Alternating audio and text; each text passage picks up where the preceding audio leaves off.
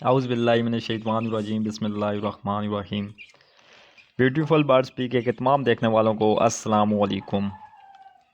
उम्मीद है कि मेरे तमाम दोस्त भाई फिट फाट होंगे, खैर खैरियत से होंगे और आपका शौक़ भी अच्छा जा रहा होगा। दोस्तों, आज का जो हमारा टॉपिक है अच्छे असीलों की पहचान। बहुत सारे नए शौकीन दोस्त पूछते रहते थे कि अच्छा असील मुर्गी या मुर्गा उसको कैसे चेक करें, उसमें कौन से पॉइंट होने चाहिए, क्या चीज़ उसमें देखनी चाहिए। तो मैंने आपको कुछ शॉर्ट वीडियो दी भी थी, लेकिन आज मैं तफसीलन आपको असील के सर से लेके उसके ताज से लेके नोक से लेके उसके पाँव तक तफसीलन मैं आप दोस्तों के साथ इस वीडियो में सालत के जो भी पॉइंट हैं वो शेयर करूँगा। आप दोस्तों से गुजारिश है कि वीडियो को तसल्ली से आखिर तक देखें ताकि आपको हर एक बात हर एक पॉइंट की अच्छी तरह समझ आ जाए। दोस्तों, सबसे जो पहली चीज़ है जो मैं मुर्गे को चेक करता हूँ, मैं उसकी बॉडी शेप सबसे पहले और दूसरा उसका चेहरा। ठीक है, उसकी आंख चेक करता हूँ, चेहरा चेक करता हूँ। तो वीडियो में अभी इसकी ताज से या नोक से शुरू कर देते हैं। नोक से लेके पाँव तक जितने भी पॉइंट हैं मैं आप दोस्तों के साथ शेयर करता हूँ। दोस्तों, सबसे पहले नोक पे आ जाते हैं। नोक असील की जो नोक है, ज़्यादातर छोटी नोक को पसंद किया जाता है। नोक अगर बहुत ज़्यादा लंबी भी है, उसकी लंबाई तकरीबन 1 इंच होनी चाहिए, 1 इंच से ज़्यादा लंबी ना हो। पाकिस्तान में बहुत सारी ब्रीड ऐसी भी है, जैसे पंजाब में कमालिया, ऐसे जो परिंदे हैं उनकी नोक लंबी भी है, उनके चेहरे लंबे भी हैं, लेकिन ज़्यादातर छोटी नोक को पसंद किया जाता है। नोक का जो ऊपर वाला हिस्सा है, ये हिस्सा ऐसे थोड़ा सा कर्वी होना चाहिए, ज़्यादा कर्वी नहीं होना चाहिए, थोड़ा सा कर्वी होना चाहिए। और उसके बाद नोक की जो मोटाई है, उसकी जो चौड़ाई है, इसकी मोटाई ज़्यादा होनी चाहिए। छोटी नोक हो, चौड़ाई और मोटाई इसकी ज़्यादा हो। ठीक है, आप इसकी ऐसे दोनों जो नोक की दोनों आपस में मिल रही हैं, इसकी जहाँ से नोक शुरू हो रही है इस जगह से नोक की चौड़ाई होनी चाहिए, मोटाई होनी चाहिए, नोक मोटी होनी चाहिए। दोस्तों, नोक पे एक जो मुर्गे के इसके नथने होते हैं, नाक होता है, नाक से दोनों साइड दोनों साइड से एक लाइन सी आई होती है। ऐसी अगर लाइन आई हो नोक पे दोनों साइड से, नोक की नाक के बिल्कुल सीध पे ऐसे सीधी लाइन आई होती है। ऐसी लाइन अगर जिस नोक में हो, वो नोक बहुत ज़्यादा मजबूत गिनी जाती है, उस नोक को मजबूत कहा जाता है। बाकी दोस्तों, नोक का कलर कोई भी हो, येलो हो या फिर ब्लैक हो या फिर वाइट हो, कलर पे मैं बात नहीं करता। तीनों ये नोक अच्छी गिनी जाती हैं, पीली, सफ़ेद और काली नोक, ये तीनों अच्छी गिनी जाती हैं। मैन जो है आपको जो चीज़ मैं समझाने की कोशिश कर रहा हूँ नोक के हवाले से, नोक साइज़ में छोटी होनी चाहिए। छोटी नोक को पसंद किया जाता है, ज़्यादा से ज़्यादा जो इसका साइज़ है 1 इंच तक होना चाहिए। और चौड़ाई में जो नोक है वो चौड़ी होनी चाहिए। ठीक है, चौड़ी नोक हो और साइज़ में 1 इंच से ज़्यादा लंबी ना हो। इससे अगले पॉइंट पे आ जाते हैं नथनों पे, नाक पे। नथनों के जो सुराख हैं दोस्तों, वो बड़े साइज़ के होने चाहिए। छोटे जो साइज़ के सुराख होते हैं, ऐसे परिंदों को गेम के दौरान सांस फूल जाता है और ज़्यादा वो देर तक अपना सांस बरकरार नहीं रख सकते। बड़े सुराख होंगे, वो अच्छे तरीके से सांस लेंगे और बड़े नथनों को पसंद किया जाता है। उसके बाद दोस्तों ताज पे आ जाते हैं। ताज जो है इसकी मुख्तलिफ़ नस्लों में मुख्तलिफ़ शेप्स हैं, मुख्तलिफ़ किस्म के ताज हैं, लेकिन सिंपल ये है कि ताज जड़ से मज़बूत होना चाहिए और छोटे साइज़ का ताज होना चाहिए। ज़्यादा बड़ा ताज ना हो, छोटे साइज़ का ताज होना चाहिए और मज़बूत होना चाहिए। और मुर्गी का भी इसी तरह है कि मुर्गी का ताज, असील मुर्गी का ताज ना होने के बराबर होना चाहिए, बिल्कुल छोटा सा ताज होना चाहिए, जो ना होने के बराबर आप कह लें। उसके बाद दोस्तों सर पे आ जाते हैं। सर की दो तरह की शेप्स हैं, एक गोल सर और एक इस तरह थोड़ा सा सीधा सा सर। ठीक है, दोनों शेप्स अच्छी शेप्स हैं। पुराने असीलों में गोल सर हुआ करते थे, लेकिन अब ब्रीड चेंज होने के बाद अब वो सर कम मिलते हैं, लेकिन ये है कि ऐसे थोड़े से सीधे सर। सर चौड़ा होना चाहिए। ठीक है, जैसे भी आप गोल हो या थोड़ा सा सीधा हो, चौड़ा सार होना चाहिए। सर के बाद दोस्तों आँख पे आ जाते हैं। आँख को मैं दो हिस्सों में तकसीम कर देता हूँ। एक आँख की अंदरूनी जो साख्त होती है, और दूसरा जो है आँख की बैरूनी जो शेप्स होती हैं, उसकी शक्ल जो होती है। ठीक है, सबसे पहले बादामी आँख, ये मैं शेप्स की बात कर रहा हूँ। बादामी आँख दोस्तों, इसका कलर बादाम की तरह नहीं होना चाहिए, बल्कि बादामी आँख का मतलब ये है कि आँख की जो शेप्स है, उसकी शक्ल है, वो बादाम की तरह होती है। एक साइड से नोकीली और दूसरी साइड से गोल। ठीक है, बहुत ज़बरदस्त आँख ये गिनी जाती है इस हालत में। उसके बाद चिरवी आँख, कश्ती नुमा आँख भी कहते हैं। चिरवी आँख भी बहुत ज़बरदस्त आँख है। ठीक है, उसके बाद अंदर धसी हुई आँख। इस आँख को सबसे ज़्यादा पसंद किया जाता है। ये छोटी आँख होती है और अंदर धसी हुई होती है। ऐसी आँख गेम के दौरान उसके मुर्गे के आँख जो है, उसको उसके काने होने के चांस भी कम होते हैं, क्योंकि ये आँख सेफ होती है। उसके बाद गोल आँख। गोल आँख को असील में पाई तो जाती है, लेकिन इसको अच्छा गिना नहीं जाता, क्योंकि ये गोल्डन या देसी मुर्गे उनकी तरह ये गोल आँख होती है। ऐसी आँख को अच्छा गिना नहीं जाता। ऐसी आँख के काने होने के चांस भी ज़्यादा होते हैं। ये तो दोस्तों मैंने आपको शेप्स के बारे में बता दिया है। बादामी आँख, चिरवी आँख, अंदर धसी हुई आँख और गोल आँख। ठीक है, उसके बाद जो इसके कलर होते हैं, कलर पे मैं ज़्यादा बात नहीं करता, लेकिन मैं आपको एक मोटा सा समझाने की कोशिश करता हूँ कि कलर आँख का कोई भी हो, आँख चमकदार होनी चाहिए। ठीक है, मुख्तलिफ़ नस्लों में मुख्तलिफ़ कलर हैं। ठीक है, जैसे ब्लू रिंग वाली आँख, ये लसानियों में पाई जाती है। ब्लैक डार्ट के बाद हल्का सा ब्लू रिंग फिरा होता है, और उसके बाद जो आँख का अपना कलर होता है। ठीक है, डोरों वाली आँख होती है। डोरों वाली आँख का मतलब ये है कि ब्लैक जो डार्ट होता है, उसके बाद जो आँख का अपना कलर होता है, उसके बाद नीचे रेड कलर के डोरे आए होते हैं, या ऑरेंज कलर के डोरे होते हैं।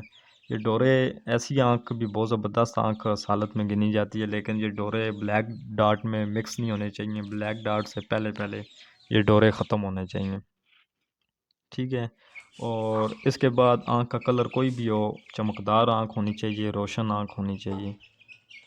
आँख के बाद दोस्तों अगले पॉइंट पे आ जाते हैं। सील का चेहरा कैसा कैसा होना चाहिए।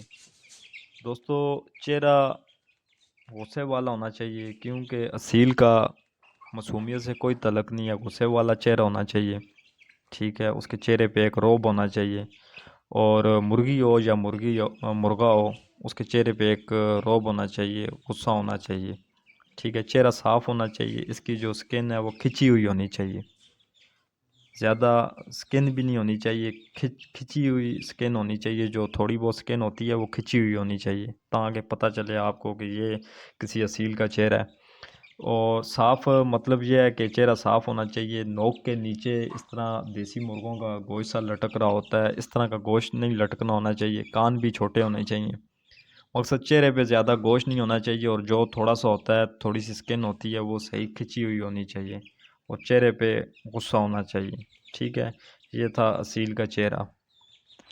इसके बाद दोस्तों गर्दन पे आ जाते हैं। गर्दन असील की छोटी गर्दन को पसंद किया जाता है। लंबी गर्दन भी होती है, लेकिन छोटी गर्दन को पसंद किया जाता है। और गर्दन मज़बूत होनी चाहिए। जब आपके असील की गर्दन को आप पकड़ें, मुर्गी हो या मुर्गा हो, ठीक है, उसकी गर्दन को आप पकड़ें तो आपको फ़ील होना चाहिए कि मैंने किसी मज़बूत चीज़ को पकड़ा है, किसी सरिये नुमा चीज़ को पकड़ा है।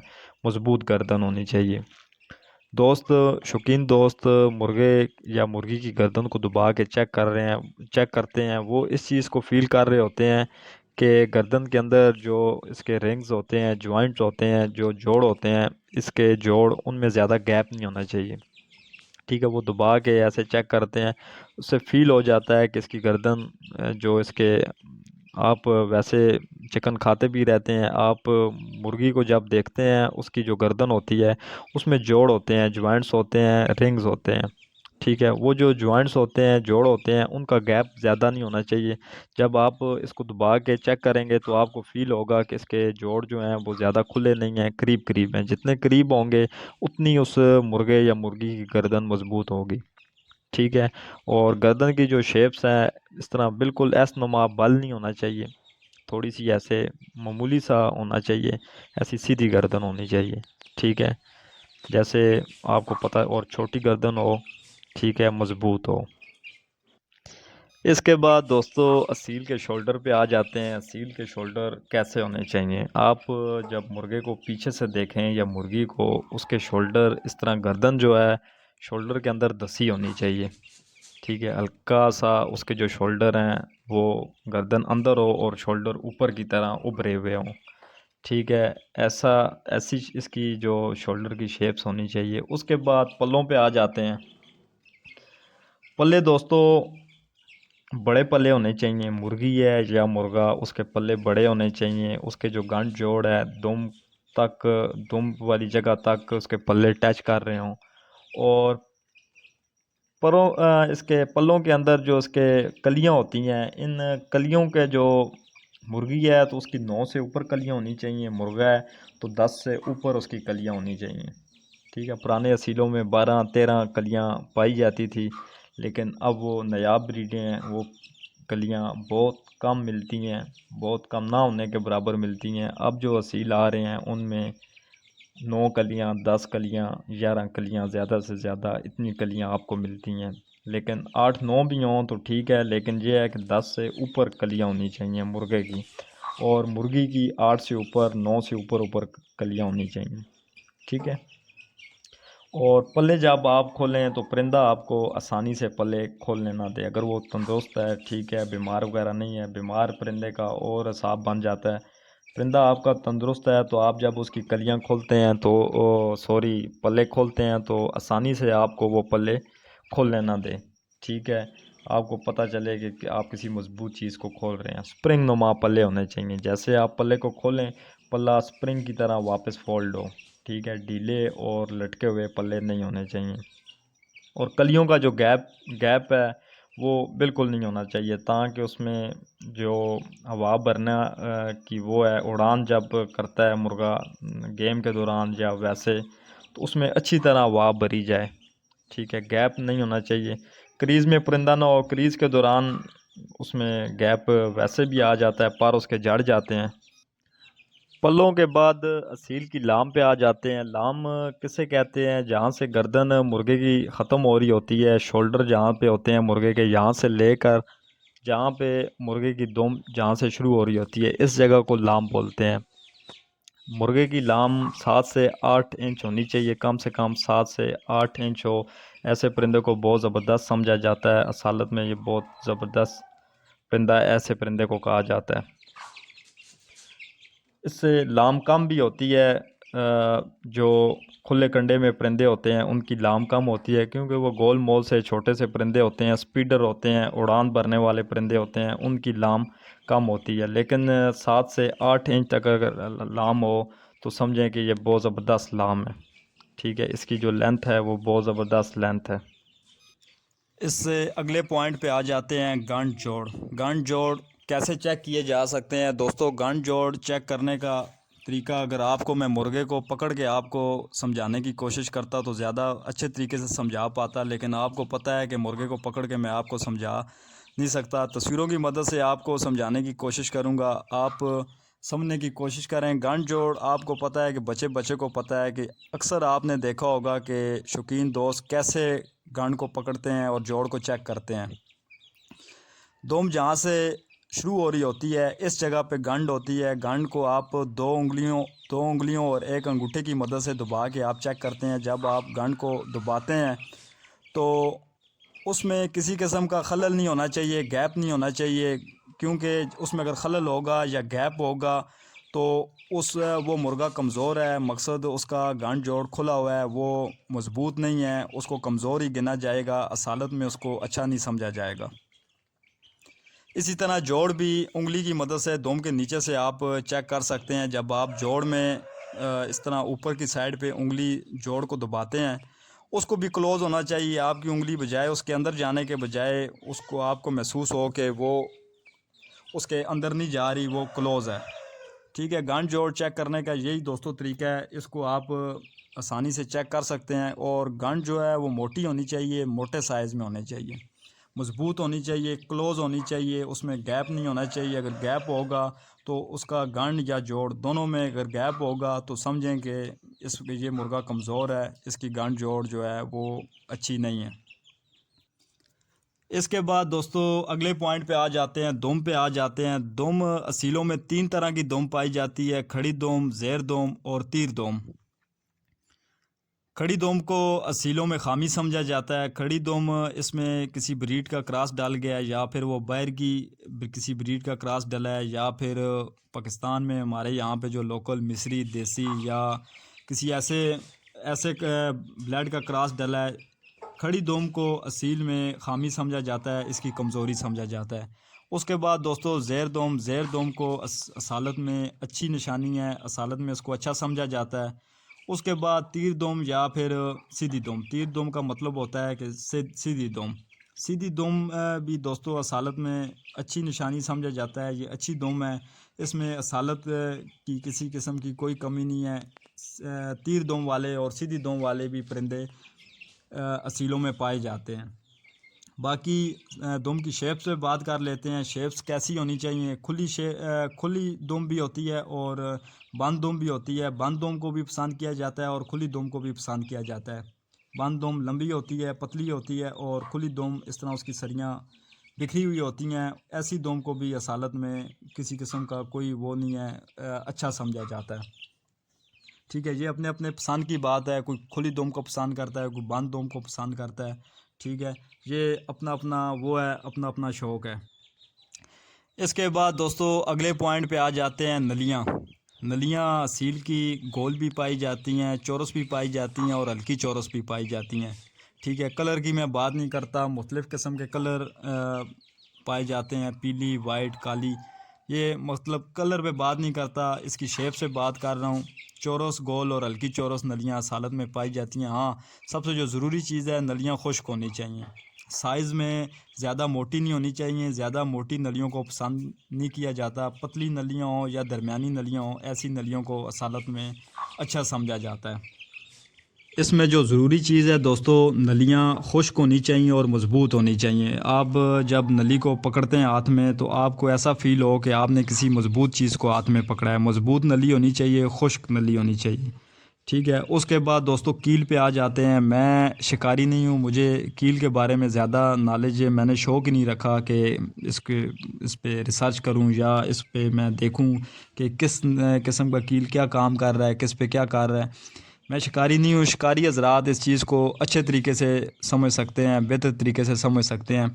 सिंपल आपको बता देता हूँ कि कील दरमियाने साइज़ के होने चाहिए, ज़्यादा लंबे नहीं होने चाहिए। अगर ज़्यादा लंबे होंगे तो आपको पता है कि मुर्गे को चलने में दिक्कत पेश आती है, मुश्किल पेश आती है। दरमियाने साइज़ के कील होने चाहिए और मज़बूत होने चाहिए, शुरू से मोटे और आगे से बारीक और नोकीले होने चाहिए। ठीक है, और बाज़ कील की शेप्स ऐसे आगे से ऊपर की तरफ होते हैं, बाज़ कील नीचे की तरफ होते हैं और बाज़ सीधे होते हैं। ये शिकारी हज़रात इसको ज़्यादा अच्छे तरीके से समझ सकते हैं कि ऊपर वाले कैसे काम करते हैं, नीचे जिनका मुंह है वो कैसे काम कर रहे हैं और जो सीधे हैं वो कैसे काम कर रहे हैं। ठीक है, कील पे मैं ज़्यादा बात नहीं करता, लेकिन आपको इतना बता देता हूँ कि कील जो है इसके असील की जो अंगूठे वाली जो उंगली है, उस उंगली और उसको उठा के कील के साथ मिलाएं तो वो मिलना चाहिए। मतलब ये है कि इसमें गैप कम होना चाहिए।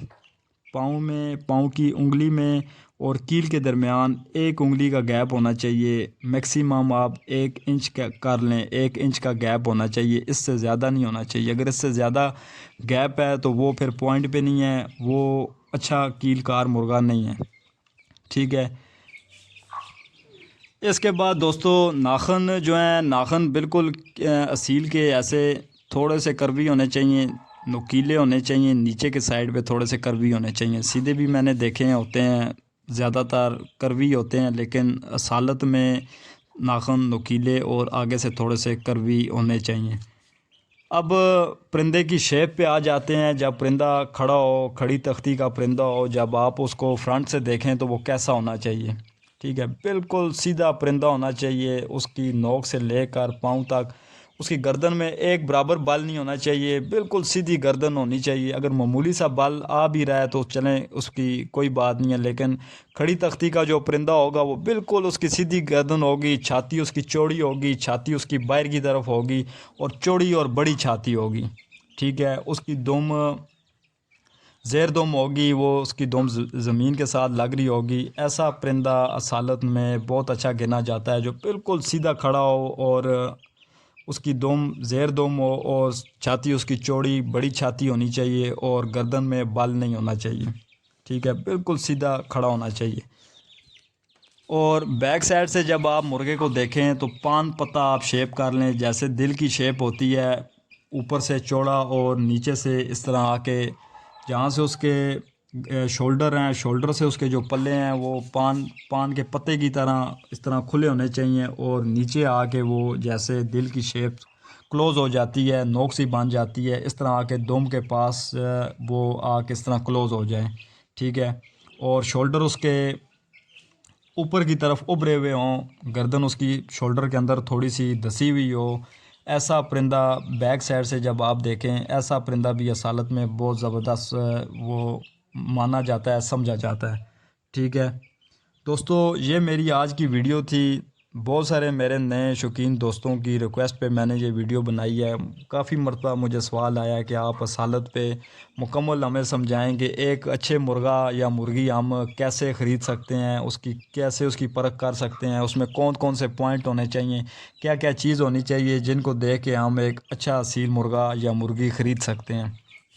एक चीज़ यहाँ पे रह गई है, वो भी मैं आपको बता देता हूँ। जौल मुर्गी की या मुर्गे की जौल कैसी होनी चाहिए। जौल मुर्गे की आपको पता है कि मुर्गे की जौल खुश्क होती है, छोटी जौल इस तरह वी बना होता है। मुर्गी की तरह उसकी जौल लटकी नहीं होती, खुश्क जौल होती है। मुर्गी की जौल ऐसी होनी चाहिए कि उसकी जौल जब वो तैयार हो, अंडे दे रही हो, तो जौल ज़्यादा लटकी नहीं होनी चाहिए, दरमियानी सी जौल होनी चाहिए। ठीक है, देखने वाला बंदा ये समझे कि ये मुर्गी अभी तैयार हो रही है, अब ये अंडे देना शुरू करेगी, लेकिन उसकी जौल ऑलरेडी तैयार होती है, वो अंडे दे रही होती है। ठीक है, माइनर सी दरमियानी सी उसकी जौल होती है, ज़्यादा लटकी हुई नहीं होती। ऐसी मुर्गी को असालत में अच्छा गिना जाता है, अच्छा समझा जाता है। जिस मुर्गी की जौल लटकी होगी उस मुर्गी में खामियां भी हो सकती हैं, कमज़ोरी भी हो सकती है, चर्बी भी हो सकती है। ठीक है, जौल जो है मुर्गी की वो दरमियानी सी होनी चाहिए। जौल में चर्बी कैसे चेक करें? झोल को दबा के चेक किया जा सकता है कि इसमें चर्बी मौजूद है या नहीं मौजूद। ज़्यादा दबाना भी नहीं है। अगर झोल को आप बेएहतियाती से दबाएंगे तो उसकी मुर्गी की झोल के लिए ख़तरनाक है, वो अपनी मुर्गी की झोल ख़राब भी हो सकती है। ठीक है, ज़्यादा लटकी झोल नहीं होनी चाहिए, दरमियानी सी झोल होनी चाहिए। बाज़ मुर्गियों की झोल बहुत ज़्यादा लटक जाती है, खामी की वजह से, बीमारी की वजह से, चर्बी की वजह से। ठीक है, ऐसी झोल नहीं होनी चाहिए। दोस्तों, यही मेरी आज की वीडियो थी। मुझसे ज़्यादा तजर्बा रखने वाले लोग भी हैं। मेरे नॉलेज के मुताबिक, मेरे इल्म के मुताबिक जितने अरसे से शौक़ कर रहा हूँ, जो मेरी समझ में जो चीज़ थी वो मैंने आप दोस्तों के साथ शेयर कर दी है। मुझसे ज़्यादा तजर्बा रखने वाले भी लोग भी हैं, आप मुझसे इख्तिलाफ़ भी कर सकते हैं, लेकिन जो मेरे पास इल्म था मैंने आप दोस्तों के साथ शेयर कर दिया है। वीडियो आपको अगर अच्छी लगी हो तो वीडियो को शेयर कर दें, लाइक कर दें, मेरे चैनल ब्यूटीफुल बर्ड्स पीके को सब्सक्राइब कर दें, बेल आइकन को प्रेस कर दें ताकि मेरी आने वाली हर वीडियो आप दोस्तों को मिलती रहे। अगर मेरी किसी भाई को कोई बात बुरी लगी है तो उसके लिए माज़रत, दुआओं में याद रखिएगा। अल्लाह हाफ़िज़।